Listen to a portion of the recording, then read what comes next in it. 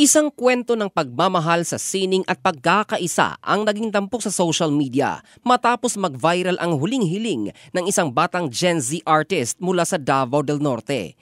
Ito ay isang anime-themed na kabaong. Ang kahilingang ito na punong-puno ng makukulay na karakter mula sa kanyang paboritong anime series ay naging simbolo ng kanyang buhay at pasyon.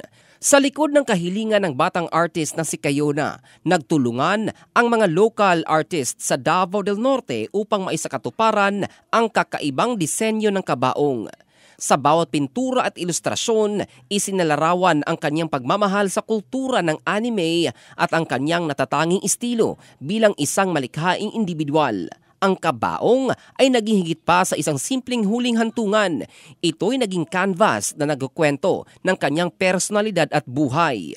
Ang kwento ng batang si Kayona ay nagbibigay inspirasyon hindi lamang sa kanyang mga kaibigan at pamilya, kundi pati na rin sa mga netizens. Ipinakita nito kung paano ang isang simpleng hiling ay maaring magdulot ng sama-samang pagtutulungan at pagbibigay pugay.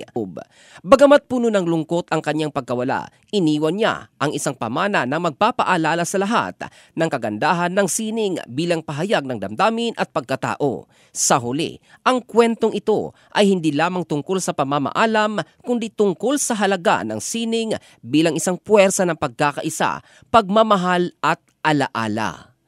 In the heart of changing lives, ito si Jofel Candado ng Brigada News Philippines, the Music and News Authority.